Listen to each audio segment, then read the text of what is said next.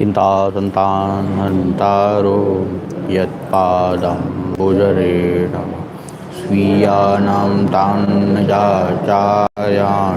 प्रणमामि मुहुर्मुहुः। तनुग्रहतो जन्तु सर्वदुःखातिगो भवेत्। अहं सर्वदा वन्दे श्रीमद्वल्लभनन्द अज्ञानतिमिरान्धस्य ज्ञानाञ्जनशलाकया चक्षुरुन्मीलितं येन तस्मै श्रीगुरवे नमः। नमामि हृदये शेषे लीलाक्षीराब्धिशायिनं लक्ष्मीसहस्रलीलाभिः सेव्यमानं कलानिधिं चतुर्भिश्च शिभिस्तथा षड्भिर्विराजते योऽसौ पञ्चधारदये।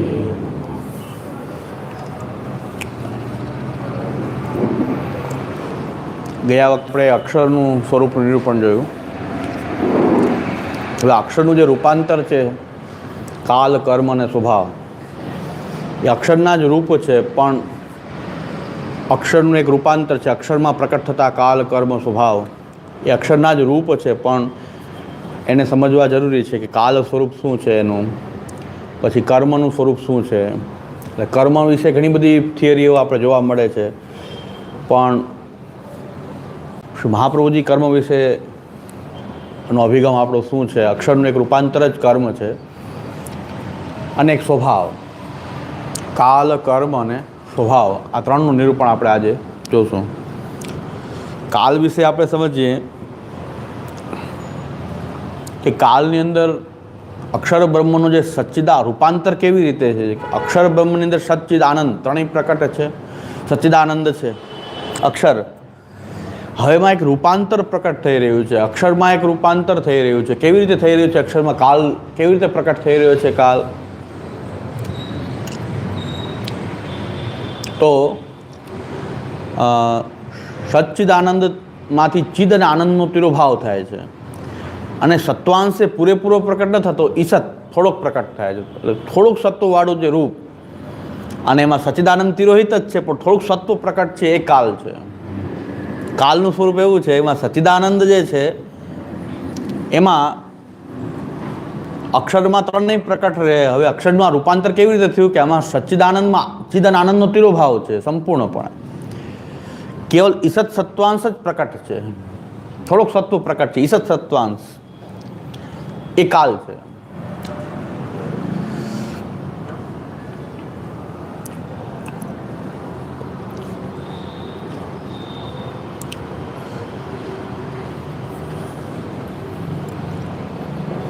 એ ઈચ્છાથી એવો એમાં તિરોભાવ થઈને ઈચ્છયા તિરોભાવ થાય છે. એટલે કાલનો ઈસત સત્વાંશ શું છે? સત્વ એટલે હોવું. એ સત્વ આપણને કેવી રીતે અનુભવમાં આવે છે? 1 કલાક થઈ, 2 કલાક થઈ, 10 વર્ષ થયા, 20 વર્ષ થયા, એમ જે અનુભવમાં આવી રહ્યો છે એટલો સત્વાંશ છે. કાલનો સત્વ આપણને અનુભવમાં આવી રહ્યો છે. કાલ કલાક, 2 કલાક, 5 કલાક, વર્ષ, 2 વર્ષ, 5 વર્ષ, 10 વર્ષ. તો ઈસત સત્વાંશને કારણે કાલ આપણને અનુભવમાં આવે છે કે કાલ છે.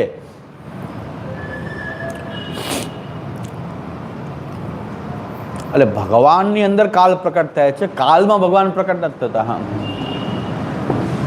ઘણા એને એવી ભ્રમણા છે કે ભાઈ જ્યોતિષીઓ એમ કહેતા હોય છે કે ભગવાનને ગ્રહો તો બાધક હતા કે નહીં, એની કાલ ગણના. અરે ભાઈ, કાલ ભગવાનમાં પ્રકટ થાય છે, ભગવાન કાલમાં પ્રકટ નથી થતા. કાલને કારણે ભગવાન નથી. ભગવાન પોતે સ્વીકારે તો કાલમાં પણ એ પોતે પ્રકટ થાય, પણ કાલ આધીન નથી. સ્વીકારે તો કાલને આધીન પોતે એમાં કાલમાં પ્રકટ થવા સમર્થ છે, કારણ કે તત્સૃષ્ટવા તદેવાનું પ્રાવિશત.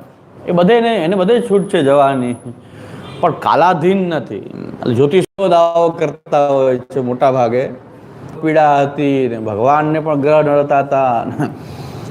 તો આ સમજવાની વાત છે કે કાલના સ્વરૂપને આપણે સમજીએ કે અક્ષરનું આ રૂપાંતર કાલ છે, ચેષ્ટાનું રૂપ કાલ છે. તો કાલના નિયામક ભગવાન છે એ સમજવાની વાત. તો હવે જ્યોતિષીઓ કાલને બહુ મહત્વ આપતા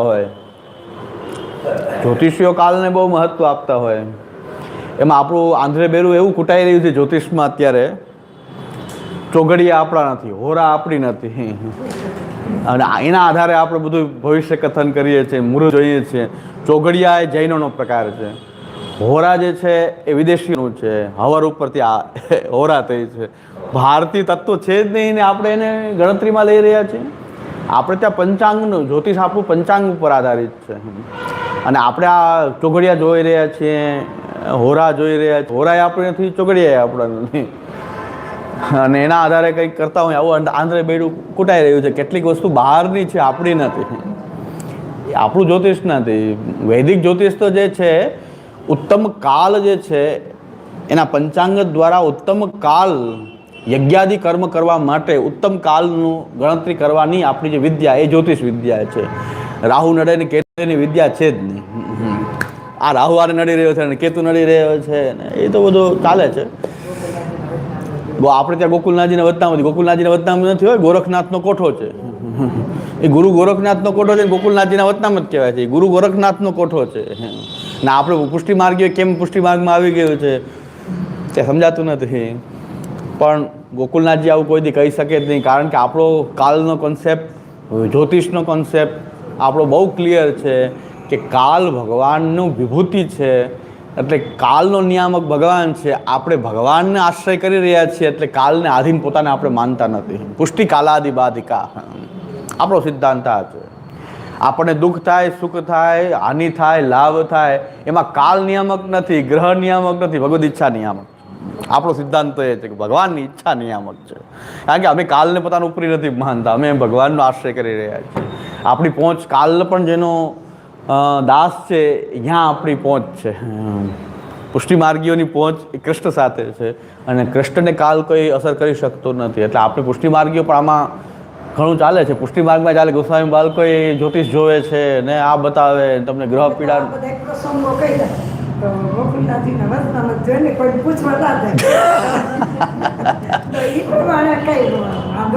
વાંધો એમ ન આવે, ન જોતો ન આવે. અને જેને બધું જોઈને કર્યું એને વાંધો આવ્યો જ છે. લ્યો, જેને બધું જોઈને કર્યું છે ને એના ઘરમાં વાંધા આવ્યા છે. જુનાગઢની અંદર સારામાં સારા જ્યોતિષ હતા, એમના પત્ની બળીને માર્યા હતા. બોલો, હવે સારામાં સારા જ્યોતિષ જુનાગઢમાં, હું એનાથી કોઈ સારો જ્યોતિષ ગણતો નથી કોઈ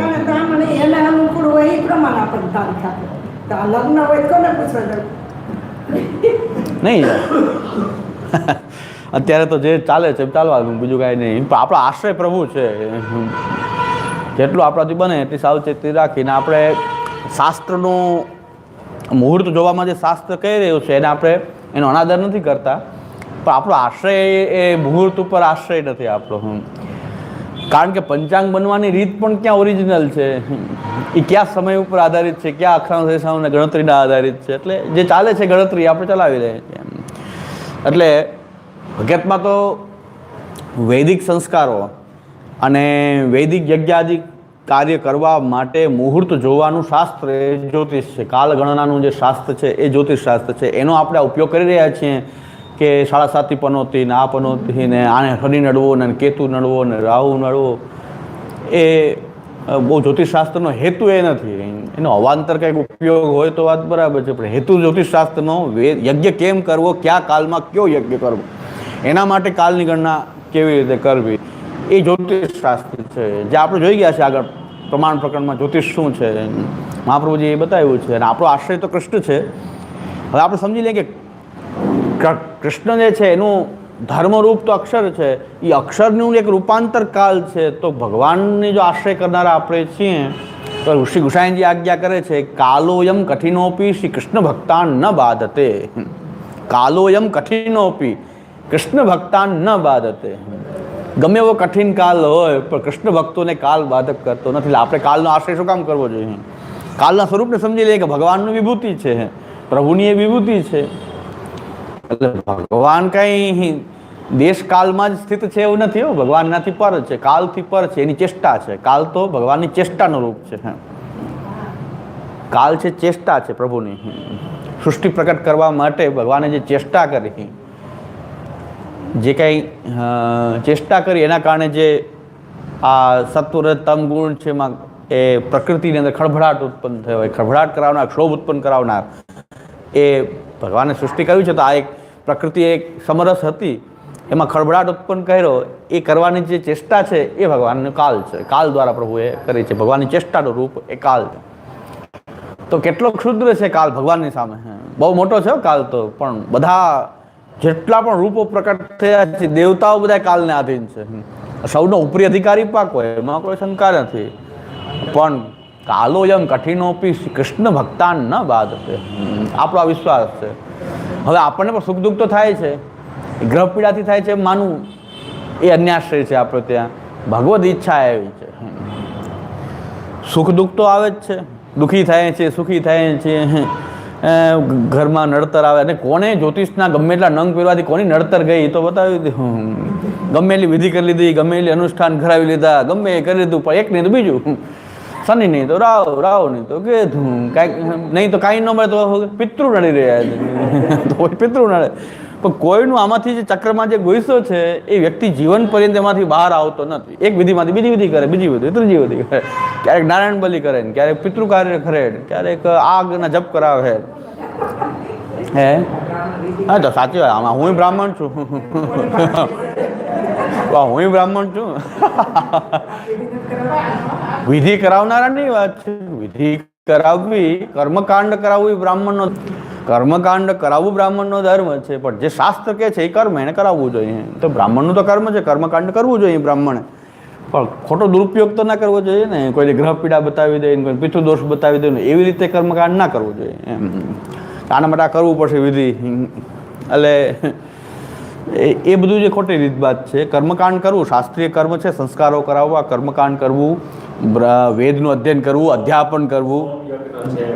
હા એ તો બધા યજ્ઞ બધા શાસ્ત્રોમાં બતાવેલા છે. એ યજ્ઞ કરાવવાનું બ્રાહ્મણનું કર્તવ્ય છે. યજન યાજન, અધ્યયન અધ્યાપન, દાન પ્રતિગ્રહ, તો એ બ્રાહ્મણનું કર્તવ્ય છે. પણ આ ખોટી પ્રેક્ટિસ જે છે ને એની વાત કરો છું કે ભાઈ કોઈને ગ્રહ પીડા બતાવવી, કોઈ પિતૃદોષ બતાવીને પિતૃ વિધિ કરાવવી. પિતૃ કાર્ય કરવું જોઈએ, એમાં કાંઈ ના નથી, પિતૃ પણ છે કરાવવું જોઈએ. પણ કાંઈનો કુંડલીમાં કાંઈ ન દેખાય તો પિતૃદોષ બતાવે તો પિતૃનું કાર્ય કરવું, એ ખોટી પ્રેક્ટિસ છે. એનો આપણે વાંધો છે. કરતા હોય તો વાંધો પણ સંપ્રદાયના રૂપમાં. પુષ્ટિ માર્ગ શું કહે છે, બીજા થતું હોય તો આપણો કંઈ વિરોધ નથી. પુષ્ટિ માર્ગ જે છે કાલને નિયામક માનતો નથી. આપણા ઉપર કાલનું નિયમન છે એવું આપણે માનતા નથી. કદાચ આપણને સુખ દુઃખ થાય છે, અને જે વિધિ વિધાન કરાવે ચાલો બધા વિધિ વિધાન કરાવે, જે નડતું હોય વિધિ કરાવે, જેની કરે શાંતિ કરીને કરાવી લ્યો, એ સંપૂર્ણ દુઃખમાંથી ક્યાં મુક્ત છે? એ સંપૂર્ણ દુઃખમાંથી તો મુક્ત છે ને. એક વિધિ કરે બીજી વિધિ કરાવે, એનું ચક્ર એ ચાલ્યા કરે. એટલે સાબુદ્દીન રાઠોડ કહે છે કે શનિની વીંટી પહેરી નંગ પહેરો, પછી હવે શું થયું કે શનિ નથી તો સોની નડે છે. હવે નંગ બનાવ્યો, વીંટી ફેરી, હવે સોનીના ચક્કર તો શનિ તો નડતો હોય ના નડતો એ તો ભૂલાઈ ગયો. આ સોનીના પૈસા આપવામાં ઓલો તો ભૂલાઈ ગયો, શનિ તો ક્યાં ડાયરેક્ટ ઉઘરાણી કરવા આવે. આ તો રોજ સામે ઊભો હોય સોની. હવે શનિને બદલે સોની આવ્યો, એટલે એ તો કાયમી નડવાનો છે. એ ગ્રહ તો સામે પ્રકટ થાય રોજ, એ લાવો પૈસા.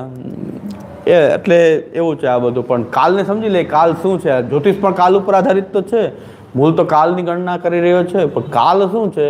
ભગવાનની ચેષ્ટા રૂપ છે, ઈશ સત્વાંશની અંદર પ્રકટ છે. હવે આપણને જે સુખ દુઃખ થાય છે એમાં આપણે કાલ કે જ્યોતિષ કે ગ્રહને પ્રધાન માનતા નથી, એના નિયામક માનતા નથી. આપણે માનીએ છીએ કે ભગવદ ઈચ્છા, નિજે વિવેક અસ્તુ હરિ સર્વ નિજે છાતા કરી છે. અને આપણી તૈયારી છે તે દુઃખ સહનમ ધૈર્ય મામૃતે સર્વતા સદા. પુષ્ટિ માર્ગમાં તેનું કામ છે. બાકી કંઈ ગ્રહથી ડરી જાય ને પિતૃથી ડરી જાય ને તો પુષ્ટિ માર્ગમાં કામ નથી. અમે ના પાડી દઈએ કે તમે રહેવા દો. એની માટે બીજા છે જ, તમે જાઓ કોઈ કર્મકાંડ કરાવનારા કે તમને આ નિવારણ કરે એની પાસે જાઓ. અમે તો નથી માનતા આવું. શું કામ નથી માનતા? કે ભગવાનને આપણે સમર્પણ આપણે કર્યું છે, પ્રભુને શરણાગત થયા છીએ, તો આપણા નિયામક પ્રભુ છે. પ્રભુ આપણી જેવી ઈચ્છાથી જેમ રાખવા ઈચ્છે એમ આપણે રહેવા તૈયાર છે. તી દુઃખ સહનમ ધૈર્યમાં અમૃતે સર્વત સદા, મરણ પર્યંત તો દુઃખ સહન કરવું. એટલે હમણાં જ એક ભગવદીની તબિયત જોવા ગયો હતો વૈષ્ણવની, કે આ દુઃખ ક્યાં સુધી? મેં કીધું આ મૃતે. મહાપ્રભુજી એમ કહે છે કે પથારીમાં 8 મહિના થયા, હવે ક્યારે? મેં કીધું આ મૃતે, મરણ ન આવે ત્યાં સુધી એ સહન કરવાનું. આપણે ત્યાં તો હવે કેમ ખબર પડે કે આપણું ક્યારે આપણો પ્રારબ્ધ ભોગ કેટલો પ્રભુ કરાવવા ઈચ્છે છે, શું કરાવવા ઈચ્છી રહ્યા છે. આપણે પ્રભુની શરણનો ભાવ કરીએ છીએ. શ્રી કૃષ્ણ શરણમ. આપણે તો 1000 પૃષ્ઠની 1,00,000 પૃષ્ઠની એક જ દવા છે શરણાગત, એ શ્રી કૃષ્ણ શરણમ. અને આ મૃતે કહે છે મહાપ્રભુજી, સહન ક્યાં સુધી કરવું કે મરણ ના આવે ત્યાં સુધી, જ્યાં સુધી મરણ પર્યંતના જેટલા દુઃખો છે એને સહન કરવું જોઈએ. આવા આચાર્ય, બોલ્ડ આચાર્ય આપણા છે. આપણે એમને આંબા આંબલી નથી બતાવતા, આપણને તૈયાર કરે છે. આપણા આચાર્ય નથી કહેતા આમ કરશો દુઃખ દૂર થઈ જશે, અમારી કંઠી બાંધશો એટલે કોઈ દુઃખ નહીં આવે. એવા આંબા આંબલી બતાવવાળા ઘણા ધર્મના લોકો ચાલ્યા છે અત્યારે. અમારા ધર્મમાં આવી જાઓ, કોઈ દુઃખી નહીં થાવ, કંઠી બાંધી લ્યો, ન રોટલાથી દુઃખી ન ઓટલાથી દુઃખી. મહાપ્રભુજી એવું આજ્ઞા નથી કરતા. હા, કે જીવનની વાસ્તવિકતા છે સુખ દુઃખ, પણ એને તમે તૈયાર થાઓ એની માટે. સુખ દુઃખ આદિ માટે આપણે તૈયાર રહેવું જોઈએ. કોઈના દુઃખ આંબા આંબલી બતાવે કે દુઃખ દૂર તો થતું નથી. આવા એક સંપ્રદાયવાળાએ બહુ લાલચ આપીને કેટલાક વૈષ્ણવને પોતાની કંઠી બાંધી દીધી કે દુઃખી નહીં, તમારા વૈષ્ણવ બધા દુઃખી હોય, પુષ્ટિ માર્ગીઓ દુઃખી થાય, અમારી કંઠી બાંધી લ્યો. કંઠી બાંધી લીધી અને એક ભાઈ હાર્ટ એટેકમાં યુવાન વયમાં પહોંચી ગયા. પછી મહારાજને બોલાવ્યા કે તમે કહેતા હતા ને કંઠી બાંધીને દુઃખી થયું, હવે શું કરવું? અરે કે નહીં, ભગવાનના ધામની પ્રાપ્તિ થઈ છે. તો એ તો વાય થવાની હતી કે તમે જરાય ચિંતા ન કરો, ભગવાનના ધામને પ્રાપ્ત કર્યું છે. તો એ તો પુષ્ટિ માર્ગમાં કહેતા હતા કે ભગવાનનું ધામ તો મળશે એની ગેરંટી તો હતી જ ને, સુખ દુઃખની ગેરંટી નહોતી, ભગવાનના ધામની ગેરંટી છે. તો ઠાકોરજીની શરણ ગ્રહણ કરશે તો પ્રભુ લૌકિક ગતિ તો નહીં જ કહે, ભગવાન આપી પુષ્ટિ તો ન કરી શકે લૌકિક ગતિ. તો તમે કહેતા હતા કંઠી બાંધ્યા દુઃખ નહીં આવે, દુઃખ આવ્યું, મહત દુઃખ આવી ગયું. 35-40 વર્ષની એટેક આવી ગયો, પહોંચી ગયા. પુષ્ટિ માર્ગમાં અમે હતા અને અમે તમારા ધર્મમાં આવ્યા. તો બાપુ આવ્યા તો એ કે નહીં, ભગવાનના ધામની પ્રાપ્તિ થઈ છે, ચિંતા ના કરો. તો હવે એ તો ભગવાનના ધામની પ્રાપ્તિ તો થઈ છે તો બીજે વાંહી કહેતા હતા થતી હતી. આ તો દુઃખ નહીં આવે એટલે અમે આ સંપ્રદાયમાં આવ્યા કે વૈષ્ણવ પુષ્ટિ માર્ગી દુઃખી હોય, પુષ્ટિ માર્ગી દુઃખી હોય. અમે તો કે દુઃખી હોઈ શકે, એમાં અમારે ના નથી. અમારા આચાર્ય એમ કહે છે કે દુઃખથી ડરવું ન જોઈએ. આમ્રતે સર્વતઃ સદા. મરણ પર્યંત દુઃખ સહન કરવાની તૈયારી હોવી જોઈએ. કારણ કે સુખ દુઃખથી પર થઈને ભક્તિ કરવી છે, સુખ દુઃખમાં રહીને ભક્તિ નથી કરવી. સુખ દુઃખથી પર અક્ષરમાં સ્થિત થઈને આત્માનંદ સમુદ્રસ્થમ કૃષ્ણમેવ વિચિંતયે. એટલે પુષ્ટિ માર્ગ અઘરો છે, સાવ સહેલો નથી. એટલે મેં કીધું સુખની ગેરંટી આપે તો હું કહું જોયા જ જાઓ તમે. ઘણા કહે છે અમને વાં ગેરંટી મળે છે, તો શું કરું? તમે ત્યાં જ જાઓ. અમે ગેરંટી નથી આપતા, અમારા આચાર્ય નથી આપતા ગેરંટી. દુઃખ સુખથી પર થઈને વાત કરીએ છીએ અમે તો. એટલે આવા આપણા આચાર્ય છે. શ્રી મહાપ્રભુજી બીજા બધા આંબા આંબલી બતાવવાવાળા હશે, પણ મહાપ્રભુજી વાસ્તવિકતા બતાવે છે. પણ એને તમે કઈ રીતે વાસ્તવિકતાનો સ્વીકાર કરીને જીવો, એ પુષ્ટિ માર્ગ છે. તો પુષ્ટિ માર્ગ આમ તો કઠિન લાગે તો કઠિન જ છે. અનુયાયીની સંખ્યા કેમ વધે? બધા અનુયાયીની સંખ્યા ઓછી થઈ જશે, આવું બોલશો તો આમ થઈ જશે. અનુયાયીની સંખ્યા તો ઓછી થવી જ જોઈએ. આમાં આવવા કેમ જોઈએ? વધારે આવવા ન જોઈએ. વધારે આવે તો ઉત્પાદ કરાવે, વધારે આવે તો ઉત્પાદ થાય. એટલે અમે તો ચોખ્ખું કે ત્યાં તમને સારું લાગે છે જાઓ. કે આપણા માર્ગમાં નથી હોસ્પિટલની સુવિધા, નથી ગુરુકુલની સુવિધા, તો મેં કીધું આ નથી, તો જ્યાં છે તો જ્યાં જવું તો જાઓ. આપણે ક્યાંય જઈએ તો ન આપણે ઉતરવાની વ્યવસ્થા પુષ્ટિ માર્ગમાં છે, ન કાંઈ આમ છે નથી, ચાલો શું કરવું? ત્યાં ઉતરવાની વ્યવસ્થા મેં કીધું પૈસા આપો ને, હોટલો ઘણી બધે છે, તો હોટલનું કામ કંઈ ધર્મ કરવાની જરૂર નથી. હોટલનું કામ એ ધર્મ કરે, શિક્ષણનું કાર્ય ધર્મ કરે. ભાઈ આ કાર્ય ધર્મનું નથી. ધર્મ વગર શિક્ષણનું કાર્ય થઈ શકે છે. ધાર્મિક શિક્ષણની વાત અલગ છે, આધ્યાત્મિક શિક્ષણની વાત અલગ છે. અત્યારે આધુનિક શિક્ષા આપવી એ તો કેટલી શિક્ષણ સંસ્થાઓ ખુલી ગઈ છે. ગવર્મેન્ટે આ કાર્ય કરવું જોઈએ. હકીકતમાં તો ગવર્મેન્ટ આ પ્રાઇવેટ શિક્ષણ સંસ્થાની જરૂર જ નથી.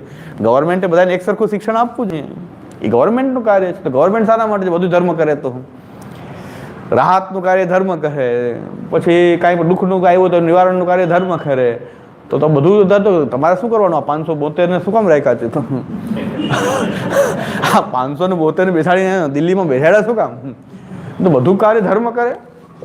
ધર્મનું કાર્ય છે, આધ્યાત્મિક ક્ષેત્રનું કાર્ય છે, આધિદૈવિક અને આધ્યાત્મિક વિકાસનું કાર્ય છે. એ તો કરતા નથી ધર્મવાળા. અને બીજા કોણ ધર્મ સારું, કોણ ફેસિલિટી સારી આપે, કોણ ઉતરવાની ફેસિલિટી સારી આપે, કોણ પ્રસાદ સારો આપે, કોણ જમવાનું આપે, શ્રીખંડ આપે, રસ આપે, બધું વેચે, બધું વેચે. રસે વેચે, શ્રીખંડ વેચે, આઈસ્ક્રીમ વેચે, કોકોકોલા વેચે. આ કાંઈ ધર્મનું કાર્ય છે, ધર્મનું ક્ષેત્ર છે આ. હા, એ તો કેન્ટીનો ખોલી દેવી ધર્મના નામે. તો આ કંઈ ધર્મનું કાર્ય નથી. પણ લોકોને તમને આ બધું જોતું હોય તો અવશ્ય જ્યાં ફેસિલિટી મળતી હોય ત્યાં જવું જોઈએ. હું તો એમ કહું છું આનંદથી જવું જોઈએ. એ ફેસિલિટી માંગવાવાળાનું આ કામ જ નથી. અહીં કામ છે શ્રી કૃષ્ણ શરણમમાં કૃષ્ણની શરણાગતિનું, કારણ કે આ બધા ક્ષેત્ર બીજે તમે ઉતરવું છે તો હોટલમાં ઉતરી શકાય છે. એના માટે ધાર્મિક સંસ્થાની શું જરૂર છે કે તમને ઉતારા આપે છે? અને પછી બધી પ્રકારના લોકોની ગેરંટી છે શું કાર્ય કરશે ત્યાં? એક એક વ્યક્તિને આપણે ઓળખીએ છીએ તે એ ધર્મના ક્ષેત્રમાં શું કામ થશે? કોઈ બોટલ લઈને આપણા ક્ષેત્રમાં આવીને પીસાય એની કોઈ ગેરંટી છે કે અંદર બોટલ નહીં પીવાય, કોઈ ખરાબ કામ નહીં થાય? આપણે ગેસ્ટ હાઉસ ખોલશું કદાચ, તેમાં કોઈ સારા વ્યક્તિ આવશે ને આ સમયમાં ગેરંટી છે એનો શું ઉપયોગ થાય? એટલે મારી પાસે મને પણ વિચાર આજે 20 વર્ષ પહેલાં તો મારી પાસે જગ્યા છે છતાં હું આ કરતો નથી. કારણ કે કોને આની કોની ગેરંટી છે કે શું થશે? જગ્યા પણ છે પણ એનો ઉપયોગ મેં વિચાર્યો છે કે સંપ્રદાયના આપણા સાંપ્રદાયિક કાર્ય માટે એ જગ્યાનો ઉપયોગ થાય. એટલે એ અમારી પાસે એક જગ્યા છે, બિલ્ડિંગ, એ વૈષ્ણવના પૈસાથી લીધેલું છે. છતાં પણ મેં કીધું હું હિંમત નથી કરતો કે આમાં કોઈ આ રીતનું ઉતરવાની સગવડતા આપું હું. કારણ કે ઉતરવાળા શું કરશે ને કંઈ ગેરંટી નથી. કંઠી પહેરી જશે, તિલક કરી લેશે, આપણે માથું વૈષ્ણવ છે, હકીકતમાં હશે કે નહીં, શું કામ માટે આવશે, અંદર કે બોટલ પીતા હશે તો. એટલે એના કરતાં ત્યાં લાઇબ્રેરી બનાવીએ, ક્લાસરૂમ બનાવીએ એવો વિચાર છે આગળ કે એમાં કે ક્લાસરૂમ બને, લાઇબ્રેરી બને, સત્સંગ કરવાનો, સત્સંગ બોલનો નાનો એવો હોલ બને, બહુ મોટો નહીં કારણ કે એટલું બધું આપણી પાસે વ્યવસ્થા નથી. એટલે આગળ પડતા આપણે એવી છે અને ફંડ આપણે લેતા નથી, કોઈની પાસે માંગો નથી, પોંચ બુક છપાવતા નથી કે કોઈના પૈસા લેતા નથી.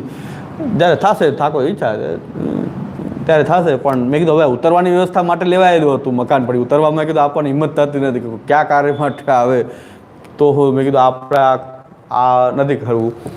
એના બદલે મેં કીધું સાંપ્રદાયિક કાર્યમાં એને વાપરી નાખું. પુષ્ટિ માર્ગ માટે પણ હું સ્પષ્ટ કહું છું કે મહાપ્રભુજીએ ક્યારેય પણ કોઈને કોઈ લાલચ આપીને, લૌકિક કે મોક્ષ પર્યંતની એવી કોઈ લાલચ આપીને સુમાર્ગમાં કોઈને ખેંચવાની કોશિશ ક્યારેય કરી નથી. એટલે અનુયાયીની સંખ્યા ઓછી હોય. આ બધું જાહેરમાં હું તો કહું છું ભાઈ આમ સંખ્યા ઓછી થશે પણ જે પુષ્ટિ માર્ગનો ખરેખર કૃષ્ણને મેળવવાવાળો હશે, કોઈ હશે કરોડમાં, કોઈ એક લાખોમાં એક, બસ એના માટે આ સંપ્રદાય હોવો જોઈએ કે જેને કૃષ્ણ પ્રાપ્તિ કરવી છે, કૃષ્ણની ભક્તિ કરવી છે, કૃષ્ણનો ભક્તિની તો શરણાગત થઈને રહેવું છે, એના માટે આ છે. તો શરણાગત થયા માટે તો પછી કાલ, કર્મ, સ્વભાવ કોઈને પોતાનું બંધન ન માનવું, કેવલ કૃષ્ણને જ આશ્રય માનવું. સુખ થાય કે દુઃખ થાય, હાનિ થાય કે લાભ થાય, જીવન થાય કે મૃત્યુ થાય, પણ કૃષ્ણ આશ્રય સિવાય બીજો કોઈ ઉપાય નથી. તો એવો માર્ગ તો થોડોક આશ્રય જ કઠિન છે. સમર્પણ ને સેવા અને ભક્તિ તો પછી આગલા સ્ટેપ છે. તો આશ્રય જ નથી આપણને, પહેલી વાત આશ્રય જ નથી. હવે કદાચ કોઈ કહે છે અમને કરી મૂક્યું, કોઈ વળગાડ કરી દીધું, કોઈ વશીકરણ કરી દીધું, કોઈ આ મારણ તાડન ઉચ્ચાટન વશીકરણ સંમોહન કાંઈક પણ કરી દીધું, ભૂત પ્રેત પિશાચ આવી ગયા. ભૂત પ્રેત પિશાચ છે એનો અમે ના નથી પાડતા, ગ્રહ છે એને ના નથી પાડતા. ભૂત પ્રેત પિશાચ આસુરી શક્તિ નથી, આપણે એવું ક્યાં માની? શાસ્ત્ર કહે છે માની. પણ હવે એ તમને અસર કરી રહી છે એ માનવું, શરણાગત જીવે માનવું એ અન્યાશ્રય તરફ ખેંચનારી બાબત છે. કારણ કે તમે પ્રભુની ઈચ્છાથી જે કાંઈ થયું છે, કદાચ ભૂત આપણને વળગવાનું હશે ને ભગવાનની ઈચ્છા હશે ને તો વળગશે, બાકી નહીં વળગે. એટલે ભૂત વળગ્યું છે ચાલો તો આપણે એમ માનશું કે ભગવાનની ઈચ્છાથી મને ભૂત વળગ્યું છે તો ભલે વળગે, જ્યારે નિવારણ કરવું હશે ત્યારે એને જવું હોય તો જાય. વળગ્યું છે પણ એની ઈચ્છા હશે તો વળગ્યું છે, નકર નહીં. એ આપણો વિશ્વાસ છે. એ આપણો વિશ્વાસ છે કે અભિમાનસ્થ સંત્યાજ્ય સ્વામ્ય ધીરત્વ ભાવના. ભૂત આપણને શું અસર કરી શકે? જો ભગવાનની ઈચ્છા જો આપણને ભૂતમાં ગ્રસિત કરવાની નહીં હશે તો ભૂત અસર નહીં કરે. હોય તો ભલે ફેરા કરે, આપણને અસર નહીં કરે. ભૂત પ્રેત પિશાચ જે કાંઈ પણ હોય તો ભલે હોય, કે આપણને અસર નહીં કરે. હવે આપણને અસર થઈ છે તો આપણે એમ માનશું કે આપણે શરણાગત છીએ ને છતાં પણ ભૂતની અસર થઈ રહી છે તો ભલે થાય, કારણ કે ભગવાનની એવી ઈચ્છા છે. તો અભિમાન આપણું શું છે? સ્વામ્ય ધીનત્વ ભાવના. હું તો મારા સ્વામીને આધીન છું, ભૂતને પ્રેતને પિશાચને આધીન નથી, ગ્રહને આધીન નથી, કાલને આધીન નથી, પણ જે મારો સ્વામી જે શ્રી કૃષ્ણ છે એને હું આધીન છું. આ આપણો ભાવ છે. આ પુષ્ટિ માર્ગનું એસેન્સ ઓફ પુષ્ટિ માર્ગ જેને કહેવાય કે તત્વ છે પુષ્ટિ માર્ગનું. હવે આવા જીવવાવાળા કોણ હોઈ શકે? આ રીતે જીવવાળું તો કોઈ કૃષ્ણે જેની ઉપર કૃપા કરી હોય એ જીવ આ રીતે રહી શકે હોય. તો કૃષ્ણે જેના ઉપર કૃપા કરી હોય એ આ સ્થિતિમાં શરણાગત થઈને રહી શકે. તો શરણાગતિ દુર્લભ લાગે આપણને, કે શરણાગતિ પણ દુર્લભ લાગતી હોય તો ભક્તિ અને સેવા અને સમર્પણ બહુ આગળની બાબત છે. છતાં આપણે મહાપ્રભુજીની કૃપાથી આ માર્ગ ઉપર ચાલી રહ્યા છીએ. પણ એક જ બલ છે એટલે જ કીધું છે કે દ્રઢ ચરણ કેરો. મહાપ્રભુજી ચરણાન સિવાય બીજું કોઈ આ માર્ગમાં કોઈ ચલાવવાની કોઈની તાકાત નથી. એટલે હવે આની સંખ્યા વધી નહીં શકે, બહુ વ્યાપ નહીં વધે, બીજા ધર્મ સંપ્રદાયોની સામે તુલનામાં આપણે કોમ્પિટિશન કાંઈ આવું મેં કે અમે કોમ્પિટિશનમાં છીએ જ નહીં. કારણ કે જે તમારા માપદંડ છે કોમ્પિટિશન, એ માપદંડ અમે સ્વીકારતા નથી ધર્મના. પહેલી વસ્તુ, ધર્મના પ્રચારના તમે જે માપદંડ બનાવ્યા છે કે આ ધર્મ મોટો વિકાસશીલ, એ માપદંડ અમે લાગુ નથી પાડતા, કારણ કે અમે એનાથી પોતાના ધર્મને અલગ માનીએ છીએ. એટલે સમાજ સેવા કે જે કાર્ય છે કરવાનું એ ધર્મ સિવાય પણ થઈ શકે, મનુષ્ય તરીકે આપણે કરવું જોઈએ જે આપણાથી બને, પણ ધર્મ એના માટે નથી. સમાજમાં રહી સમાજ સેવા કરવી જોઈએ, રાષ્ટ્ર સેવા કરવી જોઈએ, બધું કરવું જોઈએ, પણ એ આપણી વ્યક્તિની કેપેસિટીમાં, સમાજની કેપેસિટીમાં, સમાજના અંગ હોવાને કારણે ધર્મને એમાં ઇન્વોલ્વ નથી કરાતો. ધર્મ એનાથી કંઈક આત્મકલ્યાણનો માર્ગ એ ધર્મ બતાવ્યા છે. એટલે આપણાને સમજીને ચાલવું જોઈએ. ધર્મ અર્થ કામ મોક્ષનું આપણે એનું મેનેજમેન્ટ કરતા આવડવું જોઈએ. તો ધર્મ અર્થ કામ મોક્ષ જે છે એ આપણે વ્યવસ્થિત આપણા જીવનમાં, લોકો કંઈક અલગ જ ધર્મની પરિભાષા સમજવા માંડ્યા છે આજે. એ પ્રભાવ કોનો છે ખબર છે?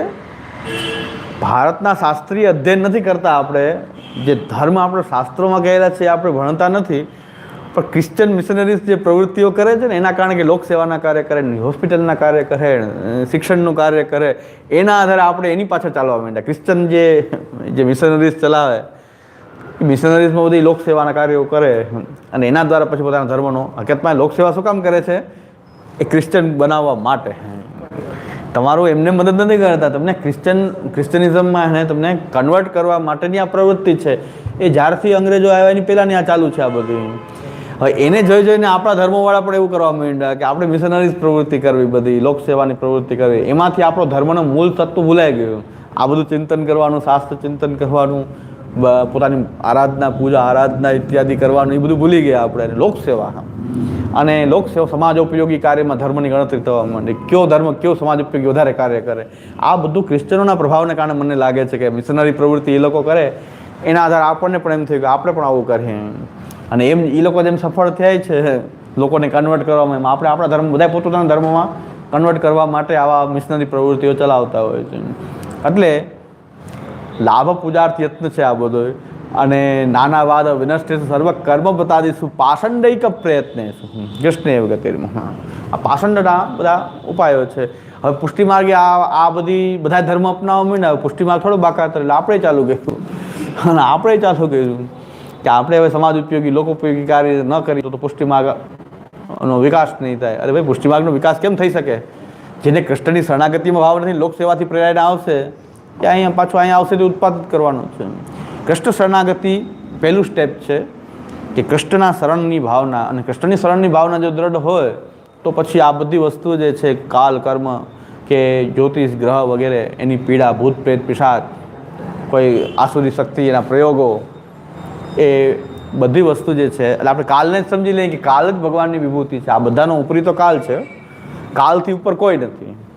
જે કાંઈ પણ પરિણામ ઉત્પન્ન થાય છે કાલને કારણે થાય છે, કારણ કે પ્રકૃતિની સમરસતાને ક્ષોભ જ કાલ કરે છે. તો કાલને સમજી લઈએ કે કાલમાં સચ્ચિદાનંદ પ્રકટ નથી, ખાલી સદંશ થોડોક પ્રકટ છે, એટલે એને અનુભવમાં આવે છે કાલ. એ કાલનું એ સ્વરૂપ છે. કાલ જે છે ભગવાનનો મુખ્ય અધિકારી છે, બધા જ કાલને વશ છે. અને આસુર મતની અંદર તો કાલને ઉપાસના પણ કાલની કરવામાં આવે છે.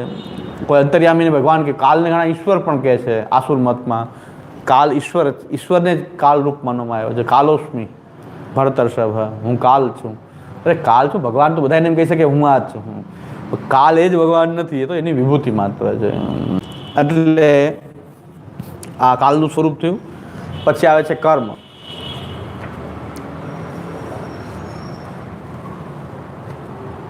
બાપાએ કીધું હતું મોટી ઉંમરના કે તમારે ગમે નવું કાર્ય કરો ને ભસરામાં જોઈને જાઓ. પછી લગ્નમાં અમે ભસરામાં જોઈને તારીખ અમે નક્કી કોઈને પૂછવા જતા નહીં. અમે એ અન્યાશય દાખવે ને. જો અજાણતામાં કાંઈ અન્યાશય નથી. ખબર ના પડે. અજ્ઞાન તો મેં ખૂબ જોયેલા જન્મ, મેં આ બહુ જોયેલા છે. આ વતનામૃત તો અમે કોઈને કહે, વૈષ્ણવ પૂછે કે આ કાર્ય આ દિવસે કરવું એટલે વતનામાં જોઈ લે. વતનામાં જોઈને કહી દે. પછી મોડે મોડે ખ્યાલ આવી કે ભાઈ આપણામાં ક્યાં છે વતનામાં. ચંદ્રશેખર ગોપાલજી ઠક્કર, બહુ મોટા જ્યોતિષ ભારતના, એને એકવાર પંચાંગ એનું હું વાંચતો હતો ને, એમાં એણે લખ્યું હતું કે આ ગુરુ ગોરખનાથનો કોઠો છે અને વૈષ્ણવ એને ગોકુલનાથજીના વચનામૃત કહે છે. અરે મારી લાઈટ થઈ તો કે ભારતના બહુ મોટા જ્યોતિષ કે એનું પંચાંગ પણ એ બહાર પાડતા ચંદ્રશેખર ગોપાલજી ઠાકોર, એ આયુર્વેદાચાર્ય અને જ્યોતિષાચાર્ય. એટલે એમણે એને પંચાંગના એક લેખમાં એવો ઉલ્લેખ કર્યો હતો કે ભાઈ આ જે ગુરુ ગોરખનાથનો જે કોઠો છે એને વૈષ્ણવ ગોકુલનાથજીના ગોરખનાથ ને ગોકુલનાથમાં કેમ ગોટાળો થઈ ગયો. વૈષ્ણવ એને ગોકુલનાથજીનો એ વચનામૃત કહે છે, પણ એને એમ નથી કીધું કે સાચું શું ખોટું શું. એને ખાલી પોઈન્ટ આઉટ કર્યું કે આને આ વસ્તુ ગોરખનાથના કોઠામાં પણ છે, આને આ વસ્તુ વૈષ્ણવ એને ગોકુલનાથજીના વચનામૃત કહે છે. એમાં વચનામૃત અમુક તો એટલા ભયંકર છે, જીવનાશ હોય કુશલ શું ઘર નહીં આવે, જીવનાશ હોય કુશલ શું ઘર નહીં આવે. ગોકુલનાથજી શું કામ કે આ વચનામૃતનું એવું છે કે આ દિવસે જો આ કામ કરો, બહાર જાઓ તો પાછા નહીં આવો, જીવ નાશ થાય. અને હવે તો ટ્રેનની ટિકિટ એવી હોય પછી આમાં શું થાય લૌકિક રીતે ઓલું કે હવે આગલે કાલનું વતનામું સારું નથી, આગલે હવે નીકળાય નહીં, શું કરવું? તો સામાન લઈને બીજાને ઘર મૂકી આવે, પસ્તાનું. ઓલું પસ્તાનું કે શું કહે લોક એટલે બધી એવું શરૂ થાય કે કંઈક નિર્ણય તો કરવો કે કાલ જવું તો છે. વચનામૃતના એટલે કોઈ જીવ નાશ હોય, કુશલ શું ઘર નહીં આવે, તો હવે શું કરવું? તો સામાન લઈ બીજાને ઘરે મૂકીએ, કાલ ત્યાંથી સામાન લઈને નીકળી જાય. સામાન કે તમે ક્યાં નીકળ્યા છો? સામાન નીકળ્યો. એટલે કે એ વચનામૃતમાં આપણે સારા વચનામૃત નીકળી ગયા એમ મન આવવાની વાત છે આ બધી. હકીકત ગોકુલનાથજીનો કોઠો જ નથી. પહેલી વાત તો આ ગોકુલનાથજીના વચનામૃત જ નથી પહેલી વસ્તુ. એટલે કદાચ શક્યતા હોય તો 0.01% હો, 99.99% તો નથી જ. બહુ મોટા જ્યોતિષે પણ એમ કીધું કે ભાઈ આ તો ગોરખનાથનો કોઠામાં સેમ વસ્તુ છે. એમણે આપ્યો ગોરખનાથનો કોઠો બતાવીને આપ્યો, ત્યાં ગોકુલનાથજીના વચન થોડાક શબ્દોનો ફરક છે, વ્રજભાષાના અમુક શબ્દોનો, બાકી તો એ બધું એક સેમ જ છે. એટલે એમણે તારે મને લાઇટ થઈ ગઈ કે ગોટાળો તો છે. પછી બહુ રિસર્ચ કર્યું તો ખબર પડી ગઈ કે આ બધું આવું જ ચાલે છે આમાં, કારણ કે આ વસ્તુને માનતા જ નથી. ભગવદ ઈચ્છા જ પ્રધાન છે. તો અને એની બહુ સુંદર વાર્તા શ્રી ગુસાઈજીની છે જ. શ્રી ગુસાઈજીની છે એક વૈષ્ણવ શુકનવાળોની વાર્તા આવે છે આપણે 252માં.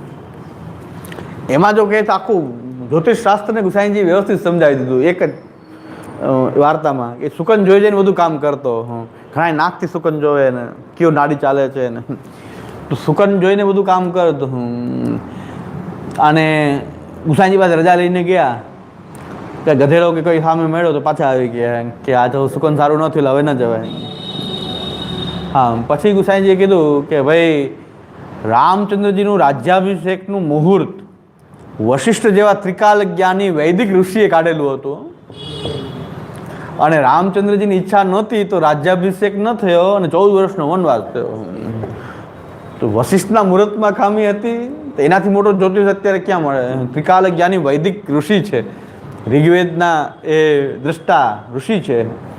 એ ઋષિ વશિષ્ઠ મુનિએ ભગવાન રામચંદ્રજીના રાજ્યાભિષેકનું મુહૂર્ત કાઢ્યું તો મુહૂર્ત સફળ થયું. ક્લેશ ને ક્લેશ જ થયું, આખું ઘર છિન્ન ભિન્ન થઈ ગયું. આવું ખરાબ મુહૂર્ત કાઢ્યું તો કયો જ્યોતિષ આને સારું મુહૂર્ત કાઢવા માટે સમર્થ છે એ બતાવો. કયો જ્યોતિષ જે છે સારું મુહૂર્ત આપી શકે? વશિષ્ઠે મુહૂર્ત આપ્યું, પણ વશિષ્ઠ સાચા છે, મુહૂર્ત એ સાચું જ છે, પણ ભગવદ ઈચ્છા જે છે એનાથી મોટી નિયામક છે. ભગવાનની ઈચ્છા એ મુહૂર્તમાં બિરાજવાની નથી, વનમાં પધારવાની છે. તો ભગવદ ઈચ્છા એટલી શિરોમાની છે. આપણે ભગવદ ઈચ્છાને આધીન માનીએ તો આપણે આ કોઈ ચિંતા નથી આવતી. એટલે બહુ સુંદર ભાવપ્રકાશ 252માં આવે છે કે ભાઈ વશિષ્ઠે મુહૂર્ત કાઢ્યું, રાજ્યાભિષેક ન થયો અને વનવાસ થયો, દશરથજીનું મૃત્યુ થયું અને ગ્રહ ક્લેશ થયો અને 14 વર્ષનો વનવાસ થયો ભગવાન. તો એ ભગવાનની ઈચ્છા વનમાં પધારવાની હતી. તો એ વશિષ્ઠજીનો મુહૂર્તમાં વાંધો નથી, શાસ્ત્ર સાચું, બધું સાચું, પણ ભગવદ ઈચ્છા એનાથી એ મોટી છે. ભગવદ ઈચ્છા એ નિયામક છે. આપણી અંધશ્રદ્ધા તો એવી છે, હવે શું કે એક બાલક લીલામાં પધાર્યા ત્યારે વૈષ્ણવ કીધું કે આપ તો સાક્ષાત ભગવાન છો, અમને બધા ભગવાન કે એ પાછી મોટી વિડંબના છે કે તમે તો સાક્ષાત ભગવાન છો, તમારા પુત્રનું નામ કેમ થવા દીધું? કે જાહેરાત ન થઈ હોત તો અમે સજીવન કરી દેત. મેં કીધું બધા કે હા ખરેખર ખરેખર જય હો જય હો. પણ સજીવન કરી દે તો જવા શું કામ દીધા બહાર? એક્સિડન્ટ થયું તમને એટલી ખબર હોય તો પછી જવા શું કામ દીધા? આજે જવું જ નથી એમ કેવું જોઈએ ને.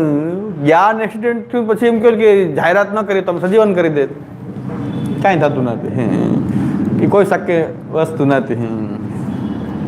એટલે હમણાં જ મેં પ્રવચનમાં વેરાવળનું પ્રવચન મેં કીધું કે નાનપણથી અત્યાર સુધી મોટો થયો ને મારું એકેય કામ સફળ નથી થયું. હવે હું આશીર્વાદ દઉં કોનું કામ સફળ થાય?